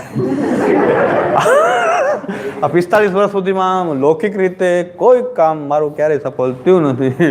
કોઈ રીતે કોઈ કામ વ્યવસ્થિત થયું જ નથી. તો ચાલે જ તો ચાલે છે, બાકી જે ધાર્યું એ કાંઈ થતું નથી. આ 45 વર્ષનો અનુભવ છે. મેં હવે તમે મને મુખ્ય આશીર્વાદ માંગો તો શું થાય? શુભકામના આપી શકો કે તમારું પ્રભુ સારું કરે, પણ એનાથી વિશેષ કોઈ આશીર્વાદથી કાંઈ કરી શકો એમ નથી. કારણ કે 45 વર્ષો મારું તો જે કાંઈ કામ કરું તો કાંઈ સફળ થયું થતું જ નથી. લોકે સ્વાસ્થ્ય તથા વેદે હરિસ્તુ ના કરી શકી પુષ્ટિ માર્ગ થતો એમાં સાક્ષીનો ભવતા કિલ્લા. એટલે એક પછી એક એની કોઈ પાર નથી, કથાનો કોઈ પાર નથી. કોઈ 90 વર્ષમાં ન જોયું મેં 45 વર્ષ બધું કોઈ 90 વર્ષ ન જોયું 45 વર્ષ જોયું. મેં કીધું હવે તમને આશીર્વાદ દઈને હું શું કહું? મેં એક કામ ક્યારે કાલે શું થાય મને આમ જ જીવીએ છીએ. તો કાલે કે અમને ખબર નથી તમને આશીર્વાદ દઈને ફાયદો શું? એટલે બહુ અદ્ભુત કર્યા કે હવે ભગવાન તમે કહેતા હો તો મેં કીધું મૂર્ખાઈની વાત છે આ બધી. આનાથી મોટી મૂર્ખાઈ આપણી કોઈ નથી કે આપણે ભગવાન કહે. મેં કીધું લો, અને અમે તો મહાપ્રભુજીના વચનમાં વિશ્વાસ રાખીને બેઠા, જે થવું હોય થાય, બીજું શું કરીએ? લોકે સ્વાસ્થ્યમ તથા વેદે હરિસ્તુ ના કરી શકે. જેને ભગવાન પોતાનું ગણે છે તો કદાચ અંગીકૃતિનું આ લક્ષણ હશે કે ભગવાનને લોકમાં સ્થિર નહીં થવા દે. લોકમાં સ્થિર ના થવા દે ભગવાન, તો નહીં થવા દેવાનું હોય એનું આ કાર્ય હશે. એટલે મેં કીધું તમે આશીર્વાદ માંગો તો આશીર્વાદ મેં કીધું આવું ખોટી અંધશ્રદ્ધા રાખવામાં, શ્રદ્ધા રાખીએ તમે ખોટી મારામાં આવી અંધશ્રદ્ધા રાખો તો કાંઈ ફાયદો નથી. મેં કીધું મારું તો વૃત્તાંત આવું છે. મેં કીધું તમે વૃત્તાંત તમને બતાવું તમને થાય કે કાંઈ થતું જે થાય કંઈ થાય ઉલટું જ બધું. જીવનના બધા પાછા ઉલટા પડે તો શું કરવું? તથૈવ તસ્ય લીલેતી મત્વા ચિંતામ ઋતમ તજેત તથૈવ તસ્ય લીલેતી. ભગવાનની જેવી ઈચ્છા. તો અને આપણે આ રીતે રહેવું હોય તો આવો સાથે, બીજું તો શું આશીર્વાદ, બીજું તો કાંઈ નહીં. આવી રીતે રહેવું હોય તો આવો, કારણ કે જે આવે શીખાવો, જે આવે શીખાવો. તો લોકે સ્વાસ્થ્યમ તથા વેદે હરિસ્તુ ના કરી શકી પુષ્ટિ માર્ગ સ્થિતો યસ્માત સાક્ષીનો ભવતા કિલ્લા. તો ભગવાનનો અનુગ્રહ હશે હવે માનને જીવવું. લોકે સ્વાસ્થ્યમ ક્યારે લોકમાં થોડું સ્થિર ના કરે તો લોકે સ્વાસ્થ્યમ તથા વેદે હરિસ્તુ ના કરી શકી. એટલે વલ્લભકુલના બાળકોમાં આવી ખોટી આશા રાખીએ. હવે હું પોતે ઓલું અનુભવ કરું છું, વલ્લભકુલ છું, ચાલો તો ભગવાન તો ભગવાન છે તો બધા આવું થાય કેમ? કાંઈક અમારો કંટ્રોલ તો કાંઈ કંટ્રોલ નથી. તો તથૈવ તસ્ય લીલેતી. ભાઈ ભગવાનની મહત્તા નથી, ભગવાનનું ભક્ત બનવું મહત્વ નથી. ભગવાન બનવું તો આસુરીપણું છે. ભગવાન બની જવું તો બધે આ માયાવાદીનો નાશ એમાં જ થાય છે. બ્રહ્મ ઉપર ભારતની બદલે અહમ ઉપર ભાર આપવા માંડ્યા માયાવાદીઓ. અહમ બ્રહ્માસ્મિ, હું એ બ્રહ્મનો અંશ છું. એટલે અહમ બ્રહ્મ, અહમ નીચો છે, બ્રહ્મ મોટો છે. અહમ બ્રહ્માસ્મિ. આ કે નહીં અહમ બ્રહ્માસ્મિ. અહમ તો અહમ ઉપર એટલો બધો ભાર નાશ થઈ ગયો માયાવાદીનો. પુષ્ટિમાર્ગીનો નાશ થશે. ગમે એને ભગવાન બનાવીને પુષ્ટિમાર્ગ તમે બાળકોને ભગવાન બનાવશો, બાળકોનો નાશ આ નાશની નિશાની છે. અમને કોઈક ભગવાન કહે એટલે નાશની શરૂઆત કરશે. ભાગો, દૂર ભાગો, આ નાશ કરશે, આ જ નાશ કરશે આપણો. જે ભગવાન કહેવાવાળો છે ને એ જ નાશનું કારણ. ભાગો અહીંથી. એટલે કોઈક પછી એનાથી કોઈ મહાપ્રભુજી કહી દીધું. ભાઈ મહાપ્રભુજીની વાણી હજી બરાબર સમજાતી નથી, લાગતી નથી કાંઈ આમાં. અને તમે કહેજો મહાપ્રભુજી વાકપતિ છે મહાપ્રભુજી. એટલે વાકપતિ છે એની વાણીમાં આપણે હજી પાવા પગલે કરીએ છીએ. મહાપ્રભુજી કેમ બની જવું? મહાપ્રભુજી નથી. વ્યક્તિ તરીકે સામર્થ્યવાન નથી, કારણ કે કાંઈ થતું ચાલતું જ નથી કાંઈ. તો સામર્થ્યવાન વ્યક્તિ સામર્થ્યવાન નથી. એટલે હવે શું કરવું? પણ મહત્તા એ છે શરણાગતિમાં રહેવું, પ્રભુની શરણાગતિમાં રહેવું. એ પુષ્ટિ ધર્મ છે, પ્રભુની શરણાગતિમાં રહેવું. એટલે ઘણી વખત ઘણા પ્રવચનમાં ભૂલ કાઢે. મેં કીધું ભૂલ તો થાય જ. મેં કીધું હું સમર્થ નથી ને. ભૂલ કાઢી બહુ સારી વાત છે. આચરણમાં ભૂલ કાઢે તો એ સારી વાત છે. મેં કીધું તો સમર્થ નથી, વિદ્વાન નથી, પેલા સ્વીકાર કરી લે છે. આપણે ભૂલ તો હોય શકે, ભૂલ બતાવો તો બહુ સારી વાત છે, તમે બતાવો, ચર્ચા કરો. ખોટું બોલે છે એમ તો બધા કે શું બોલે છે ખોટું તો કયો. હા, કાલે મેં ક્લાસમાં ન કીધું કે મેં અડધી કલાક કેસેટ સાંભળી કે હમણાં કાંઈ ગુડ વસ્તુ બોલશે, શ્લોક બોલે પછી આનો અર્થ બહુ ગુડ છે, હજી કાંઈ ગુડ વિવેચન કરશે, પાછું બીજી બધી વાત કરે ને પાછું કે આ તો બહુ ગુડ છે. છેલ્લે એમ કે અમને પણ સમજવું બહુ કઠિન છે. મેં કીધું કૃષ્ણાશ્રયનું શ્લોક બોલતા લાભ પૂજાર્થી યત્ને શું, વારંવાર એ કેસેટ ત્યાં અટકી ગઈ હતી, લાભ પૂજાર્થી યત્ને શું. મેં કીધું હજી કંઈક ગુડ પ્રવચન કરશે, કંઈક ગુડ કંઈક વિવેચન. આ તો શ્રી મહાપ્રભુજીની વાણી છે, બહુ ગુડ છે. મેં કીધું ગુડ હશે તો હજી કંઈક બોલશે. આવ્યું જ નહીં કાંઈ સુધી, ગુડ જ આવ્યું. એટલે ગુડ છે એટલે બોલાય જ નહીં એમ. અનિર્વચનીય માયાવાદીઓ જે કહે છે ને અનિર્વચનીય છે, અનિર્વચનીયનું વર્ણન કેમ કરાય? બ્રહ્મ શું છે? અનિર્વચનીય છે. એટલે હા, આપણો કાલ પછી કર્મ. હવે કર્મની બહુ થિયરી મોટી છે. કર્મના પુસ્તકો ખૂબ લખાય છે, કર્મની ગતિ, કર્મ નિયામક છે ને કર્મ જેવું કર્મ કરો એવું ફળ મળે ને. આપણે આમાં પણ આપણો ડિફરન્સ છે.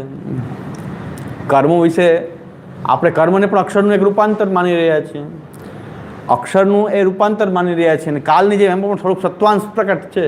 ચિદાનંદનો તિરુભાવ કાલની જેમ જ છે. કર્મ કોને અસર કરે? જે કાલને વશ હોય એને કર્મ અસર કરે.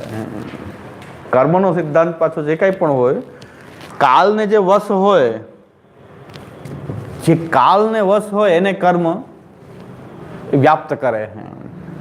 અને કર્મનું સ્વરૂપ એવું છે, કાલની જેમ એ વ્યાપક સાધારણ નથી, પણ એ પ્રકટ, જેમ કાલ પ્રકટ છે પોતાની રીતે, એમ કર્મ જે છે એ જીવના એ ચેતના જે છે એના દ્વારા એ પ્રકટ થાય છે.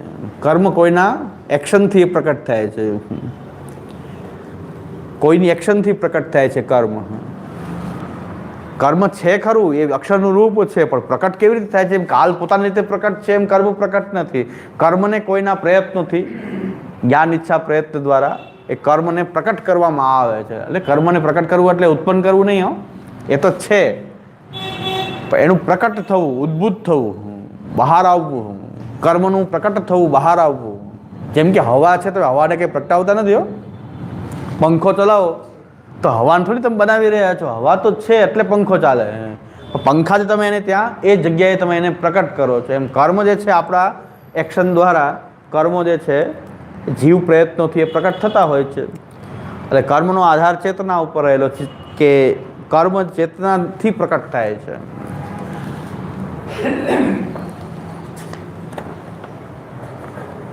અને કર્મ પાછો કાલને જે વ્યાપ્ત થયેલો છે એને કર્મ અસર કરે છે. કર્મ એક છે, પણ એ કર્મ જેના પ્રયત્નોથી પ્રકટ થાય અને ફલ આપવા સુધી કર્મ રહે. ફલ આપી દીધું એટલે કર્મ તિરોહિત થઈ ગયું. કર્મ ક્યાં સુધી પ્રકટ રહે? એ પ્રકટ કર્યું કોઈના કાર્ય દ્વારા, એ પ્રકટ થયું કર્મ, કોઈ વ્યક્તિના એ કાર્ય દ્વારા એ કર્મને પ્રકટ કર્યું. કર્મને પ્રકટ કર્યું જ્યાં સુધી ફલ નહીં આપે ત્યાં સુધી કર્મ રહેશે. પછી કર્મને ફલ મળી ગયા પછી કર્મ તિરોહિત થઈ ગયું. કર્મનું આ સ્વરૂપ છે, પ્રકટ થવું, તિરોહિત થવું. અલગ અલગ જગ્યાએ એનું પ્રકટ થવું છે, પછી એનું એ તિરોહિત થવું છે. એટલે ઇલેક્ટ્રિસિટી બધે આવી રહી છે, સ્વિચ લાગો ત્યાં પ્રકટ થાય, પછી સ્વિચ ઓફ કરો પાછી ઇલેક્ટ્રિસિટી તો રહે જ છે ને. એનું કાર્ય જે છે એ ફલ આપી અને કર્મનું કાર્ય પૂરું થઈ ગયું. એ કર્મ એ પાછું તિરોહિત થઈ ગયું. આ કર્મનું સ્વરૂપ આપણે ત્યાં આવી રીતે માનેલું છે. કાલનો નિયામક એ પ્રભુ છે, તો કર્મ પણ સ્વતંત્ર નિયામક નથી, એનો ફલદાતા પ્રભુ જ છે. કર્મનો ફલદાતા કોઈ સ્વતંત્ર નથી, પણ કર્મનો ફલદાતા ભગવાન. જેની પાસે વેદ એમ કહે છે, જેને ઊંચો લઈ જાવો છે એની પાસે ઊંચા કર્મ કરાવવું, જે નીચે લઈ જાવો છે એને એને નીચા કર્મ એની પાસે કરાવવું. તો નિયામક તો કર્મનો નિયામક, પણ કર્મ પોતે નિયામક નથી, પણ ભગવાન જ એની પ્રેરણા, અંતર્યામીની પ્રેરણા જે છે એ જ નિયામક છે. મહાભારત પણ કહે છે કેનાપી દેવેન હૃદયસ્થિતેન, જે રીતે મારો અંદર હૃદયમાં રહેલો ધાનામી ધર્મ ધર્મ બધું જાણું છું, પણ કેનાપી દેવેન હૃદયસ્થિતેન, એ મને યથા નિયુક્તો તથા કરો. જ્યાં મને જોઈન્ટ કરી દે ત્યાં હું જોઈન્ટ થઈ શકાય. એક જ પાછળ ભણ્યા છે, અર્જુન જે જાણે છે એ જ હું જાણું છું, પણ છતાં કંઈક ભગવાનની કોઈક એવી પ્રેરણા છે એના દ્વારા હું ખરાબ કર્મમાં જાઉં છું. તો કર્મ પોતે ક્યાં નિયામક છે? નકર તો માણસ કર્મ કરીને સારું ફળ મેળવે તો બધા સારું કર્મ જ કરે ને, કોઈ ખરાબ શું કામ કર્મ કરે? કર્મ કરવાથી સારું ફળ મેળવવું હોય તો બધા સારા કર્મ શું કામ ન કરે? બધાને ખબર છે આ કર્મ કરો સારું ફળ મળે, સારા કર્મ કરો સારું ફળ મળે, એ તો બધાને ખબર છે. પણ કર્મ જો સ્વતંત્ર નિયામક હોત તો પછી તમે બધા સારા કર્મ જ કરે, કોઈ ખરાબ કર્મ શું કામ કરે? છતાં પણ ઘણા ખરાબ કર્મ કરે. ખરાબ કર્મ પણ ઘણા કરી રહ્યા છે. કોઈ સારું કર્મ જ કરવું જોઈએ. બધાએ ખબર છે કે સારા કર્મનું સારું ફળ છે, બધાને ખબર છે. કોણ નથી જાણતું કે સારા કર્મનું સારું ફળ છે? એ કોણ નથી જાણતું? છતાં પણ કેનાપી દેવેન હૃદય સ્થિતે યથા નિયુક્તોસ્મિ તથા કરો. કોઈક એવો દેવ એવો છે કે જે કરાવી રહ્યો છે. તો કેટલું જ્ઞાન છે. જાનામી ધર્મમ, જે ધર્મને હું બરાબર દુર્યોધન કહે છે હું જાણું છું, પણ નચમે પ્રવૃત્તિ. કેમ છે, શું કારણ છે કે પ્રવૃત્તિ થઈ શકતું નથી? ઘણા કે સિદ્ધાંત તો બધા જાણીએ છીએ પણ આચરણ નથી થતું. સિદ્ધાંત તો જાણીએ છીએ, આચરણ નથી થતું. લિંગ દેશની સાથે લિંગ દેહ હોય, સુર દેહની સાથે સંકળાયેલો છે. લિંગ દેહની અંદર દરેક કર્મનો સ્ટોક છે. જો છે ને, જ્યાં સુધીનું ફળ નહીં મળે ત્યાં સુધી સ્ટોકમાં છે. ફળ આપી દેશે કર્મ, પછી તિરોહિત થઈ જશે. એમ કર્મનું ફળ હજી બાકી છે તો એમાં એ બીજા ધર્મમાં પણ કેરી ફોરવર્ડ તો થઈ શકે ને. લિંગ દેહ તો કાયમી સંકળાયેલો છે ને. એ મુક્ત ન થાય ત્યાં સુધી, લિંગ દેહ જ્યાં સુધી મુક્તિ ન થાય ને ત્યાં સુધી છે. મુક્ત થઈ ગયા પછી લિંગ દેહ પણ નથી રહેતો મુક્તિ અવસ્થામાં. તો પૂરું. 3 પ્રકારના આપણે કર્મ માને, સંચિત, ક્રિયમાણ અને પ્રારબ્ધ. પ્રારબ્ધ એટલે કે જેનો ભોગ આપવાની શરૂઆત થઈ ગઈ છે એ પ્રારબ્ધ છે. કે પ્રારબ્ધ એટલે શરૂઆત થઈ ગઈ, એના ભોગ કર્મનો જે ફળ છે આપવાની શરૂઆત થઈ ગઈ, એ પ્રારબ્ધ છે. હજી ફળ નથી આપ્યું ને કર્મ જે છે એ સ્ટોકમાં જાય છે, સંચિત છે. ક્રિયમાણ અને સંચિત એ કરી રહ્યા છો એ કર્મ, અને એનું જ્યારે ફળ નથી આપવાનું એનું સંચિતમાં જશે. સંચિત પાછું કેરી ફોરવર્ડ થશે આગળ જન્મમાં. એ તો બરાબર, એ આપણે બધું માનીએ છીએ, એમાં કંઈ ના નથી. પણ એ કર્મ એનું ફળ જ્યાં સુધી નહીં આપે ત્યાં સુધી ઊભું રહેશે. પછી પ્રારબ્ધના રૂપમાં કે પછી સંચિતના રૂપમાં એ રહેશે. પછી જ્યારે લિંગદેહ પણનો નાશ તો થાય જ છે. લિંગદેહ પણ મુક્તાવસ્થામાં તો લિંગદેહ પણ તિરોહિત થાય છે, અક્ષરમાં વિલીન થઈ જાય. લિંગદેહ ક્યાં સુધી? કર્મનો જે ફલ ભોગ બાકી છે ત્યાં સુધી લિંગદેહ જોડાયેલો છે આત્મા સાથે. લિંગદેહ કર્મના ભોગ જે છે એ હજી પૂરા નથી થયા તો કર્મ છે એમાંના નથી. પણ કર્મ પોતે નિયામક હોત તો બધા સારા કર્મો જ કરત. પણ કંઈક અંતર્યામીની પ્રેરણાથી દરેક કર્મો કરે છે. એનું ફલ જ્યાં સુધી ન ભોગવો, કર્મનું ફલ નહીં ભોગવાય ત્યાં સુધી એ સંચિતના રૂપમાં એ રહેશે. ફલનો ભોગ થયો છે કર્મ પુરોહિત, ત્યારે તિરોહિત થઈ ગયું. આ કર્મનું ફલ આવી ગયું એ તિરોહિત થઈ ગયું. પછી કર્મ ફલ એ પૂરું થઈ ગયું. એમ એટલે કર્મનું આવું સ્વરૂપ છે કે એ અક્ષરનું જ એક રૂપ છે, રૂપાંતર છે, અને વ્યક્તિના પ્રયત્નથી એ પ્રકટ થાય છે અને ફલ આપીને તિરોહિત થઈ જાય છે. આ કર્મનું સ્વરૂપ છે.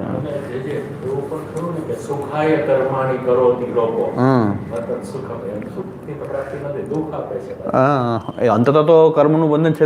સુખના કર્મ દુઃખ આપે. કારણ કે સ્વર્ગમાં જઈને ઘણા કે સુખ છે, પાછું ક્ષીણે પુણ્ય મૃત્યુલોકમ વિશંતિ. તો આ તો કર્મ તો હકીકતમાં બાંધનારું જ છે. એ કોને? જ્ઞાન દ્રષ્ટિવાળાને ખબર પડે કે કર્મ હકીકતમાં, શંકરાચાર્ય પણ માને છે કે ભાઈ પ્રારબ્ધનો ભોગ પૂરો થઈ જાય પછી કર્મો પણ કરીને ભેગા કરવા જેવું નથી.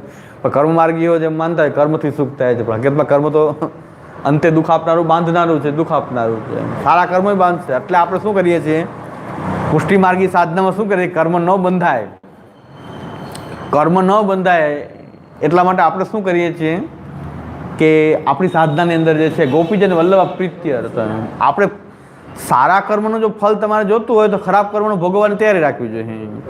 પછી તમે છટકી ન શકો કે સારા કર્મનું ફળ તો હું ભોગવું, ખરાબ કર્મનું નહીં ભોગવું, નહીં ચાલશે. પણ બેમાંથી અલિપ્ત થઈ જાય તો કાંઈ વાંધો નથી. તો આપણે કર્મ બંધનમાંથી છૂટી ગયા કે આપણે સુખનું પુણ્ય કર્યું તો મારે પુણ્યનું ફળ નથી જોતું. પાપનું ફળ નથી ભોગવવું, ચાલો તો પુણ્યનું ફળ નથી જોતું. પાપ પુણ્ય જે કંઈ પણ આપણે એમાં પડવા માંગતા નથી. શું કામ નથી પડવા માંગતા? કે પાપ પણ પુણ્ય પણ બાંધશે, પુણ્ય પણ પાછું બાંધી દેશે.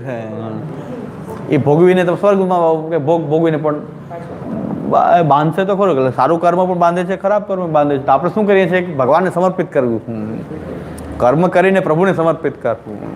કે જે કાંઈ પ્રભુએ આપણા કર્મ કરવું પડે તો નક્કી જ છે, પણ એનું ફળ આપણે નથી જોતું. કર્મનું ફળમાં આપણે બંધાવવું નથી.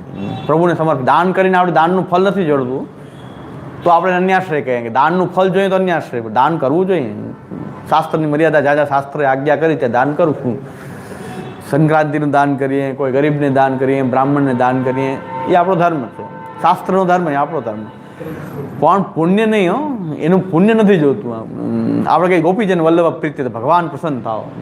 ફળ એક છે કે આ ભગવાનની આજ્ઞાનું પાલન કર્યું એટલે ભગવાન પ્રસન્ન થાય. પણ આનું અમારે સુખભોગના રૂપમાં પાછું જોતું નથી. આ તો જેટલું દાન દો એ વસ્તુ તમને પાછી મળે બીજા જન્મમાં, એવું બધું કહેતા હોય. આપણે બીજો જન્મ જોતો નથી. અને મળે તો ઠાકોરજીની ઈચ્છા હોય તો 1000 જન્મ લેવા તૈયાર છે, પણ કર્મને કારણે જન્મ નથી જોતો. ભગવાનની ઈચ્છા હોય તો 1000 જન્મ જોવા કાંઈ વાંધો નથી. મમોત્તમ શ્લોક જનેષુ સખ્યમ સંસાર ચક્રે ભ્રમત સ્વકર્મભી. આ કર્મથી મારે કદાચ આવવું પડે તો કાંઈ વાંધો નહીં, પણ મમ ઉત્તમ શ્લોક જનેષુ સખ્યમ, ભગવાન આપના ગુણગાન ગાનારા ભક્તોનું મને સખ્ય થાવ. જન્મ મળે તો ચિંતાની વાત નથી, પણ કર્મને કારણે કંઈ સારું કર્મ ભોગવવા માટે નવા જન્મ લેવા એ આપણી થિયરી નથી. આપણે એમ કહે છે કે ભગવાનની ઈચ્છા હોય તો ભલે 1000 જન્મ પાછા થાય તો કાંઈ ચિંતાની વાત નથી. રામાનંદ પંડિતની વાર્તામાં આવે છે કે મહાપ્રભુજી કીધું કે 1 લાખ જન્મનો અંતરાય, કે ભાઈ રામાનંદ પંડિતનો ઉદ્ધાર ક્યારે, તો મહાપ્રભુ કીધું 1 લાખ જન્મનો અંતરાય. આપણે હોય તો બેટેક આવી જાય કે ઓહ 1 લાખ જન્મ. ત્યારે એ રામાનંદ પંડિતે કીધું કે મહાપ્રભુજી એટલી તો કીધું ને 1 લાખ જન્મ પછી મારો અંગીકાર છે, તો કોઈ ચિંતા નહીં વાત. 1 લાખ જન્મ પછી છે તો ખરો ને પુષ્ટિ માર્ગમાં મારો 1 લાખ જન્મ પછી પણ છે કે નહીં, તો છે એ મને મારી બહુ મોટી વાત છે. 1 લાખ જન્મ ભલે એક સંસાર ચક્રે ભ્રમતો સકર્મ પીવી તન્માયા આત્મા આત્મજદાર ગેહે શ્વાસ ચિત્તસ્ય રનાથ ભૂયા. અમારે તો અમે સંસાર ચક્રમાં મારે આવવું પડે તો વારંવાર ભલે આવું, પણ આપના કોઈ ભક્તનો સખ્ય તો મળે એટલું તો માંગી શકું ને. મમ ઉત્તમ શ્લોક જનેષ સખ્યમ, 32ની ચતુશ્લોકી છેલ્લો શ્લોક. તો કર્મને કારણે આપણે કંઈ ખારું કર્મ ભોગવવા માટે જન્મ નથી લેવો, પણ ભગવાનની ઈચ્છા હોય તો નરકમાં જવા તૈયાર છીએ. આપણે તો ભગવાનના એવા સેવક છીએ, અત્યાજ્ય સેવક છે. ભગવાનના હું ક્યારેય ન ત્યાજી શકાય એવો સેવક છું. સેવકો હમ ન ચાન્યતા, કે ભગવાન અમને નરકમાં મોકલવા ઈચ્છે તોય અમને ચિંતાની વાત. એની ઈચ્છા હોય તો નરકમાં જાશું, બાકી તો અમારી ઈચ્છાથી સ્વર્ગમાં નથી જાવ. ઈચ્છા હોય તો ભગવાનના સેવક છીએ, આપણે નરકમાં મોકલવા ઈચ્છે તો શા માટે ન જવું જોઈએ, જવું જોઈએ. એટલે અહીંના દુઃખ કરતાં નરકની દુઃખની કેપેસિટી, એની ઇન્ટેન્સિટી બહુ વધારે છે. એટલે અહીંના દુઃખની ચિંતા ન કરે, નરકમાં જવા તો તૈયાર હોય તો અહીંના દુઃખ શું કામ હાય કરો છો. અહીંના દુઃખ કરતાં નરકની દુઃખની કેપેસિટી તો ઇન્ટેન્સિટી બહુ હાઈ છે. નરકના દુઃખો જે છે એ તો બહુ વધારે તીવ્ર છે અહીંના કરતાં. અહીંના બધા દુઃખો ભેગા કરો તો એના કરતાં નરકની તીવ્રતા વધી જાય. તો અહીંના દુઃખમાં હાય કરવા માંડ્યા આપણે બધા, તો આપણે તો નરકમાં જવા તૈયાર છીએ. ભગવાનની ઈચ્છા છે તો અહીં દુઃખી થવું, નરકમાં જવા તૈયાર. તો હવે આ સહેલો માર્ગ ક્યાંથી હોઈ શકે? એટલે મહાપ્રભુજી કહેતા આ પુષ્ટિ માર્ગની કઠિનતા છે બધી. મહાપ્રભુ શું કહેતા કે ન આવો આ માર્ગમાં. બીજા બધા આચાર્ય એમ કે આવો ઉદ્ધાર થશે, આવો ઉદ્ધાર. મહાપ્રભુ કે ન આવો, ન આવો. મહાપ્રભુજી ના પડે છે, કારણ કે આ બધું કેમ ફાલન થશે તમારાથી? આ બધું કે તમે આવી તૈયારી સાથે કેવી રીતે આવી શકશો? તો મહાપ્રભુજીની વાણીનું આપણે વારંવાર અવગાન કરીએ ત્યારે થોડી થોડી દ્રઢતા આપણી પ્રકટ થતી જાય છે. થોડી થોડી દ્રઢતા જીવનમાં એ પ્રકટ થતી જાય. એટલે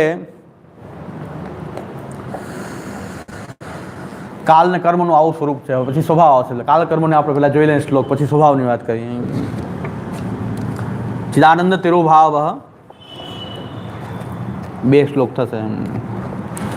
ચિદાનંદ તિરુભાવ લગભગ મેં બધું વર્ણન કરી દીધું છે. એનું સંસ્કૃતમાં આપણે એટલે પહેલાં બધું ગુજરાતીમાં સાદી ભાષામાં આપણે ચર્ચા કરી લઈએ. એ જ વસ્તુ આમાં આવશે. આના આધારે જ બોલ્યો છું, મનગઢ નથી બોલ્યો એમ. આ રીતની 3 વાર બોલવાની મારી ટેવ છે. શું કે પહેલાં સાધારણ ચર્ચા કરવી, એટલે જ્યારે આમાં આવે ને કંઈ નવું ન લાગે. અમને આમાં આવે તો નવું લાગે. પહેલાં ચર્ચા ન કરી હોય ને તો આમાં આવે ત્યારે શું હોય કે નવો વિષય આવી ગયો. પછી આને આપણે ભાષાંતર ટેક્સ્ટ પાછું એનું સંસ્કૃત વાંચી દઈએ, પછી એનું ભાષાંતર વાંચી દઈએ. એની ચર્ચા પહેલાં આપણે સાધારણ ભાષામાં, આપણી લોકભાષામાં એની ચર્ચા કરી લઈએ. ચિદાનંદ તિરુભાવ તદ અનુદ્ગમ એવ ચ. ચિત્તના આનંદનો તિરુભાવ છે એટલે એ પ્રકટ થતા નથી. છે ખરા, અનુદ્ગમ છે. હોવું અને ઉદ્ગમ ન થવો બેમાં સાવ નથી એમ નથી, પણ ઉદ્ગમ નથી એનો, એટલે પ્રકટ અનુભવમાં આવતા નથી. ઈષત સત્વાંશ પ્રાકટ્યમ. ઈષત થોડોક સત્વાંશ પ્રકટ થાય છે. બહિરંતસ્તુ સર્વતઃ. એટલે ઈષદ સત્વાંશ જે છે એ પ્રકટ થાય છે સર્વતઃ બહિરંતસ્તુ સર્વતઃ, બહાર પ્રકટ થવું. ઈષદ સત્વાંશના રૂપમાં એમાં સત્વાંશ સ્થિત છે, એમાં બહાર પ્રકટ થાય કે એમાં સ્થિત છે, પણ ઈષદ સત્વાંશ છે એની અંદર રહેલો છે. ચિદાનંદાવપી તથા સ કાલ સકલોદ્ભવ. ચિદાનંદ જે છે, ચિદાનંદાવપી તથા સ કાલ સકલોદ્ભવ. પણ બધા જે ચિદાનંદ જે અપી તથા ચ, પણ કાલ સકલોદ્ભવ, કાલ બધાનો ઉદ્ભવ કરનારો છે, નિયામક છે. ક્રિયાશક્તિ પ્રધાનત્વાદ, એ ક્રિયાશક્તિ જે છે એમાં પ્રધાન રહેલી ભગવાનની ક્રિયાશક્તિ જે છે એ પ્રધાન છે. નિત્યગહ, હંમેશા ચાલવાવાળો છે, રોકાતો નથી. નિત્યગહ, ચાલવાવાળો છે. સકલાશ્રય, બધાને પોતાના આશ્રિત કરીને રાખે છે કાલ. આ કાલનું સ્વરૂપ છે.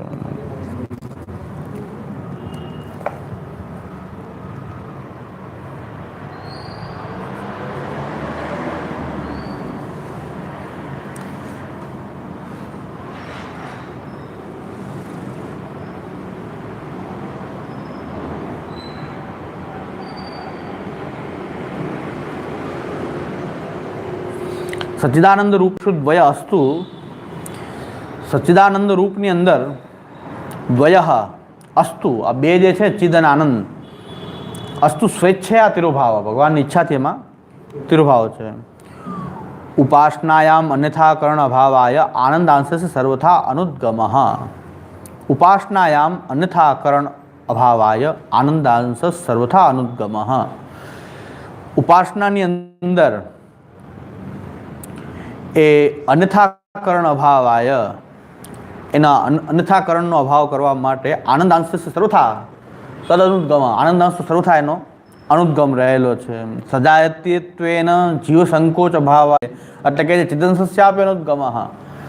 આનંદનો તિરુભાવ માનો, ઉપાસના એમ અન્યથાકરણ અભાવ, કે આનંદાંશને તિરોહિત શું કામ કર્યો છે કે આદિદૈવિક જે ભગવાનનું રૂપ જે છે એ કાલને કોઈ માની લે તો કાલની ઉપાસના ભગવાન જ છે એમ માની લે, તો એનાથી જુદું કરવા માટે આનંદાંશનો તિરુભાવ બતાવ્યો છે કે ભગવાનમાં આનંદ પ્રકટ છે, અક્ષરમાં આનંદ પ્રકટ છે, પણ કાલની અંદર તો આનંદનો તિરુભાવ અનુદ્ગમ છે. એટલે ઉપાસનામાં અન્યથાકરણ અભાવ આવે. કોઈની ઉપાસના કરે તો અક્ષરનું રૂપ પણ અલગ છે, અક્ષર ઉપાસના અને પરબ્રહ્મની ઉપાસના. એ પરબ્રહ્મનું રૂપ કે અક્ષરનું રૂપ આને ન માની લે કોઈ કાલને, એટલા માટે આનંદાંશનો તદનુગમ છે. એટલે અક્ષર પણ એનાથી આગળ છે એમ. એટલે અક્ષરનું એક રૂપાંતર કાલ છે, તો કોઈ એને મૂળ રૂપ ન માની લે, આનંદાંશનું ત્યાં તદનુદ્ગમ છે. આનંદાંશ જ તિરોહિત નથી, એટલે આદિદૈવિક રૂપ નથી એનું, આદિદૈવિક જે અક્ષર કે પરબ્રહ્મ જેવું રૂપ નથી. આ સજાતીયત્વેન આનંદનો તિરુભાવ માનશો તો કોઈ જીવ ન સમજી લે કે જીવ સાથે સજાતીય સંબંધ છે, જીવ જેવા જ છે આ કાલ છે, નહીં. જીવ સંકોચ અભાવાય, એને જીવ જેવો પણ નથી કાલ, કારણ કે ચિદંશ પણ નથી ત્યાં. ચિદંશસ્યાપી અનુદ્ગમ, ચિદંશને પણ ત્યાં પ્રકટ નથી રહેલો. હવે કહે છે કે તો હવે તમે કીધું જડ થઈ ગયો તો પછી કાલ, કે નહીં, જડ પણ નથી. જડાદપી વૈલક્ષણ્યમ આહ, જડથી પણ વૈલક્ષણ્ય છે કે ભાઈ જડમાં તો સદંશ પૂર્ણપણે પ્રકટ છે, અહીં ઈષદ સત્વાંશ પ્રકટ છે કાલ. જળમાં તો સદંશ પૂર્ણપણે પ્રકટ છે ને, અહીં તો ઈષદ છે, થોડોક પ્રકાર અનુભવમાં આવે છે, પણ કંઈ એવું કંઈ કાલ કંઈ દેખાતું, જળ રૂપમાં કંઈ દેખાતો તો નથી જળની જેમ કાલ. કાલને કોઈ જોયો કેમ જોવે છે, અનુભવમાં થોડો આવે છે. ઈષદ સત્વાંશ છે, પૂરેપૂરો સત્વાંશ નથી. ચિદાનંદનો તિરુભાવ સત્વાંશ પૂર્ણપણે પ્રકટ નહીં, ખાલી ઈષદ પ્રકટ છે. આ કાલનું સ્વરૂપ છે, આખું સ્વરૂપ કાલનું વર્ણન થયું.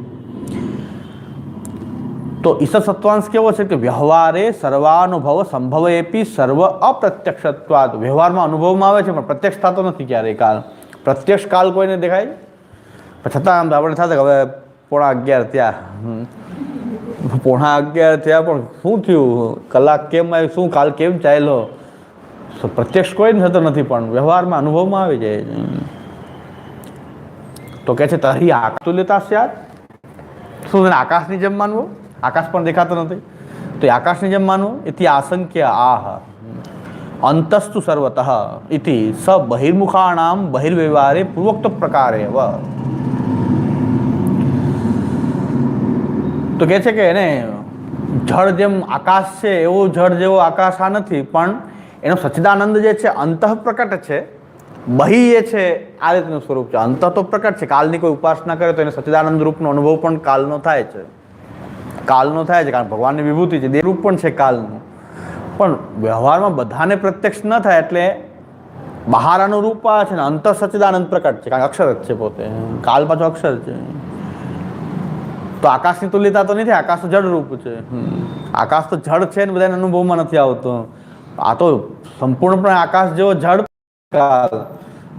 સચ્ચિદાનંદ તો પ્રકટ છે, ભગવાનનો મુખ્ય અધિકારી છે, બધા દેવતાઓ પણ એને આધીન હોય તો એક દેવરૂપ પણ એનું છે. પણ કોને અનુભવમાં આવે છે? જ્ઞાનીને.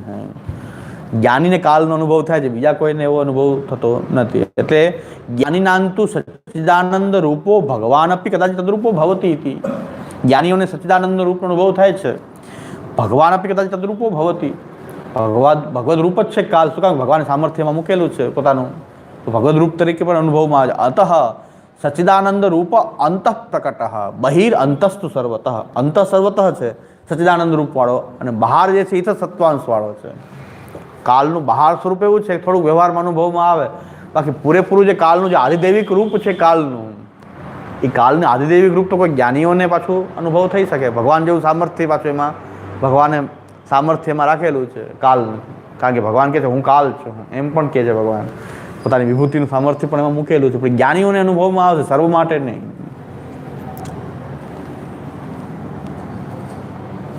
હવે આગળ શું કીધું કે ઉપાસનાયામ અન્યથા કરણ ભાવાય આનંદાંશ સર્વથા અનુદ્ગમ. એટલે કોઈ એને કાલને જે છે એ કાલને જ અક્ષર માની લે, કાલને જ કૃષ્ણ માની લે, તો એનાથી વિલક્ષણ તો બતાવવું પડશે કે ભાઈ અંત સચ્ચિદાનંદ પ્રકટ છે, પણ બહી જે છે એનું સ્વરૂપ આવવું જોઈએ છે. જેમ અક્ષરની જેમ સર્વદા સચ્ચિદાનંદ પ્રકટ નથી. અક્ષર કે પરબ્રહ્મ પરમાત્માની અંદર સચ્ચિદાનંદ તો સર્વથા પ્રકટ રહે છે, અંતર બાહ્ય બધે રસરૂપ છે, રસો વૈસા એવો નથી કાલ, પણ બહાર ઈશ સત્વાંશના રૂપમાં પ્રકટ છે. અંતર સચ્ચિદાનંદ, અંદર સચ્ચિદાનંદ. તસ્ય પ્રયોજનમ આહ.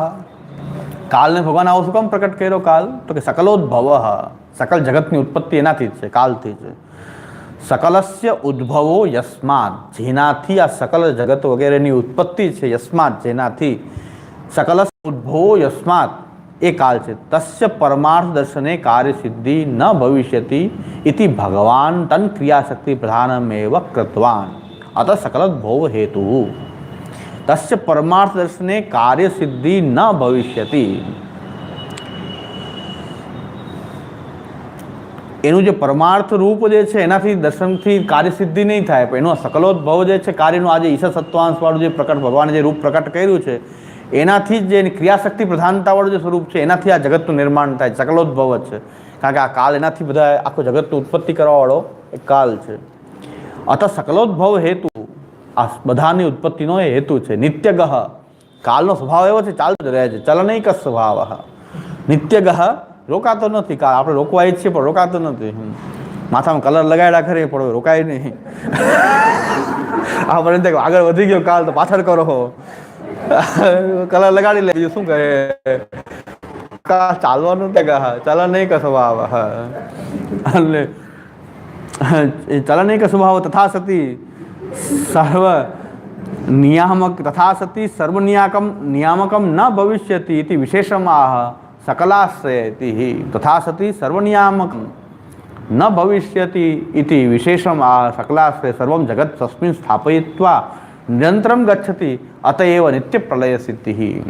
કાલ સતત ચાલવાળો સ્વભાવવાળો હોવાથી, તથા સતી જે ચાલવાળો સ્વભાવ હોવાથી સર્વ નિયામકમ ન ભવિષ્યતિ, એ બધાનો નિયામક જે છે એ બની શકતો નથી. વિશેષમાં કે સકલ આશ્રય છે, બધા એનો આશ્રય છે, પણ ચાલતો રહે છે સતત, એ ચાલતો જ રહે છે કાલ. ઇતિ સર્વમ જગત સ્વસ્મિન સ્થાપયિત્વા નિરંતરમ ગચ્છતિ. આખા જગતને પોતાનામાં સ્થાપિત કરીને કાલ ચાલતો રહે, બધાને ભેગો લઈને ચાલે. આખા જગતને પોતાનામાં સ્થાપિત કરી નિરંતરમ ગચ્છતિ, એ ચાલતો રહે છે. અતએવ નિત્ય પ્રલય સિદ્ધિ, એટલે નિત્ય પ્રલય જે છે દરેક વસ્તુ નાશશીલ જે બની છે એ નિત્ય પ્રલય, તો નિત્ય પ્રલયની સિદ્ધિ આનંદ થઈ રહી છે કે કાલ છે ચાલે છે, એટલે એ ધીરે ધીરે તો એમાં પ્રલય થતો જ જાય છે. આપણે મૃત્યુથી ડરીએ છીએ પણ રોજ મરીએ છીએ. રોજ મરી રહ્યા છીએ ને આપણે, થોડા મરી રહ્યા છીએ. તો આપણે મૃત્યુથી ડર લાગે છે બધાને, પણ હકીકતમાં રોજ મરીએ છીએ. રોજ જે મરતા હોઈએ તો પછી એનાથી ડર રાખવાની શું જરૂર છે? તો અમારા દાદાભાઈએ પણ કાવ્યમાં એમ લખ્યું છે કે મોત એક નિત્ય સત્ય છે જીવનનું, પછી સાને આટલી બીક રાખવી? એ કાવ્ય લખ્યું છે, એમાં લખ્યું છે કે મોત જ એક સત્ય છે, નિત્ય જીવનમાં થવાનું છે, નિશ્ચિત છે, એનાથી સાને આટલી બીક રાખવી? એટલે એ કાવ્યમાં એમ લખ્યું છે કે મોત જ જીવનનું સત્ય અંતિમ છે, તો પછી મોતની આટલી બધી બીક શા માટે રાખવી? આટલી બીક શું કામ રાખવી? વયમેવ ભોગતા. કાલ આપણે એમ લાગે અમે ભોગ કરી રહ્યા છીએ, આપણે ભોગાઈ રહ્યા છીએ. એટલે જે આપણો પહેલે જન્મમાં ત્યારથી આપણી સાથે છે મૃત્યુ, એનાથી શું કામ ડર રાખવો છે? કારણ કે તો આવવાનું છે, આપણે ભેગો જ છે, રોજ રોજ ચાલુ થઈ ગયું છે મરવાનું. એટલે ઘણા કહે છે કે અમારા એક મુખિયાજી હતા, એ કે જન્મદિવસના દિવસે હું બહુ રડું. કે બધા કે જન્મદિવસ બધા આનંદ કરે. એ કે મને તો એક વર્ષ ઓછું થયું દુઃખ થાય કે એક વર્ષ ગયું આખું. એટલે કે જન્મદિવસ તો મને બહુ રડવું આવે કે આપણે મર્યા, એક વર્ષ હજી કાલની તરફ જઈએ છીએ. કારણ કે જગતને, આખા જગતને પોતાનામાં સ્થાપિત કરીને સ્વસ્મિન સ્થાપિત નિરંતરમ ગચ્છતિ. કાલ તો બધાને પોતાને લઈને સાથે ભગવાને એવો અધિકારી બનાવ્યો છે કાલને, બધું પોતાનામાં સ્થાપિત કરે. અત એવ નિત્ય પ્રલય સિદ્ધિ. એટલે આ નિત્ય પ્રલય થઈ રહ્યો છે એની આ સિદ્ધિ આનાથી થઈ રહી છે. સ્વસ્મિન સ્થાપિત નિરંતરમ ગચ્છતિ.